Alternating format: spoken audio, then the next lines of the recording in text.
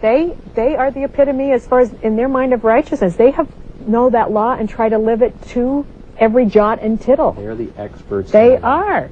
And I think that to underscore... What we would say they are the most religious or most active of all of the that's right. Jews of the day. But this has to be more than that. This is higher. Okay, now what does he mean there, higher? Because I think that's really the crux of chapter 5, is what constitutes righteousness and how can your righteousness be higher than religiosity? This gets much more inside as far as principle. Excuse me. One of the things that you see in the law of Moses is that it is behavior oriented. Mm-hmm. The Mosaic law taught you how to dress, what to eat, how to plant a garden, etc., etc.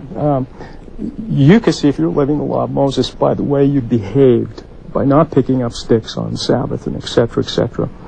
This higher law goes beyond that. It's one thing not to kill. It's quite another thing not to have anger in your heart. And you may not see that. That's hidden. And that's why he said, your righteousness has got to go beyond the scribes and Pharisees. You can see what they do, but you don't see what's in their heart. In fact, I think that is the whole message here.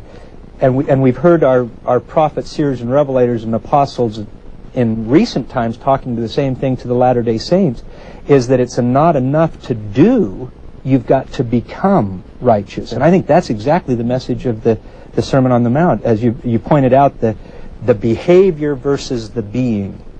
That Jesus is really focusing on the internal righteousness, not just the outward observance in that regard. It's where the heart is. And as you continue reading, he now develops themes about where the heart has to change. In fact, let's look at those main points that he talks about of the contrasting the law of Moses, behavioral, with the law of Christ, which would be the internal higher righteousness. He talks about, as you mentioned, Ray, killing.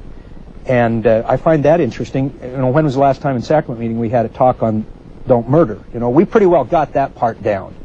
But it's that next part where it's very interesting, and I find it interesting that in the King James Version where it says there, thou shalt not be angry without a cause. And I've always thought that was a dumb phrase, because who's ever been angry without a cause? And so then you go to modern revelation in the Book of Mormon, that phrase is gone. He's saying, don't be angry. It's also gone in a lot of the earlier manuscripts as well. That's right. So, and I think that's a very important one. And then, so we have the killing, the anger. Then what else? Don't commit adultery. Or control your thoughts. Mm-hmm. Okay? It's one thing to... I've often mentioned to young people as we serve in leadership or advisory capacities to young people, there's a difference between being virtuous and not committing moral transgressions. There are some people that never would commit a moral transgression, but are not necessarily virtuous inside out. And I think that's what Jesus is saying. So then we have that. What else do we have then? Divorce. Okay, and what's the message there on divorce that you think he's saying to us? Because I think this is misunderstood by a lot of people. I think there's something that reflects back, too, to the culture of that particular time where women were just put away for whatever reason whatsoever. There's a real underscoring of the sanctity of marriage, and simply to divorce, even if you get a letter of divorcement, right. if the reasoning is for selfish reasons, he'll hold us accountable for the law of Moses even was a step above the world when it came to marriage. It was showing the sanctity of marriage, and I think Jesus is going one step further. Now, in today's world, is divorce breaking the law of the gospel then? How do we deal with that passage where Jesus is giving us higher law, and yet he's saying if you have a divorce and remarry, you're committing adultery? If you think of this in terms of what he's taught us before, he says, thou shalt not be angry. Mm-hmm. And he eliminates without a cause. We certainly struggle with anger.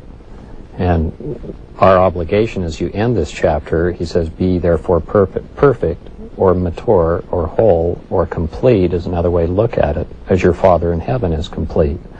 So here's what we're striving for. All of these ideas, to live a life without anger, to live a life that's morally pure, to live in a marriage relationship where we really respect our covenants and that we recognize what those covenants are, and it's how we treat each other as husband and wife.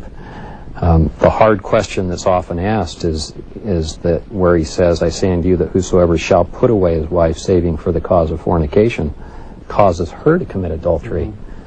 So does that suggest within the church today? Well, I think that's those the question who we had to look divorce, at. Yeah.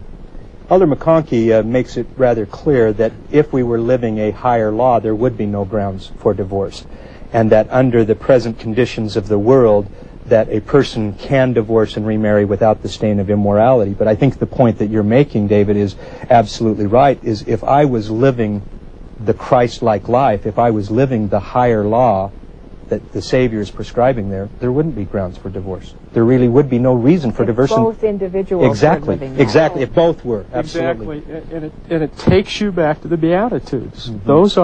That's a pathway we ought to be walking. If we're going to be disciples of Christ, we ought to walk the walk and talk the talk. And it's described in here the kind of attributes we need to develop. Now, we don't develop them. I believe it comes through grace. After all we can do, the faith part. But I certainly think the Lord blesses with those attributes. But at the same time, I think it's important to keep in mind too when we talk about divorce here that this in a way too is culturally specific, because in his day the Jews were divorcing for all sorts of frivolous reasons. And what happened to the women? The women could not initiate a divorce, but a man divorces her. What could she do? Yeah. She can go beg. She can go steal. Exactly. Be a prostitute. Yeah. And that's eventually what happens. And you notice some of those harlots, those prostitutes, are some of the most righteous women. They become some of the most faithful women in here. Because there was no social network for the day. There's not enough, the cultural circumstances. Well, let's look at the other. Go ahead, David. I just wanted to add this one. You know, you talk about the culture. When you get to Mark's writing and he starts teaching on this, listen to how he changes it so you can see the culture. Now, Mark is writing to a Gentile audience.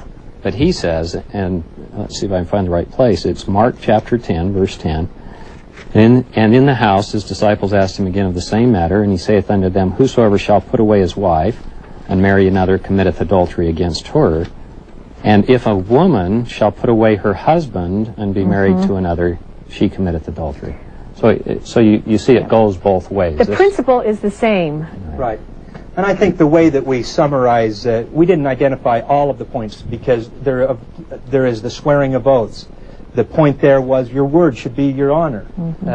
And the instead of retaliating and seeking revenge or even an eye for an eye, you should forgive. I think the bottom line for this entire chapter is as we come unto Christ, then the gospel of Jesus Christ and His love for us and the Spirit of the Lord changes our hearts from the inside, so it's not just a behavioral living the gospel, but that we are truly Christian. And the message of this chapter seems to be that real disciples are the real deal all the way through, internally as well as externally.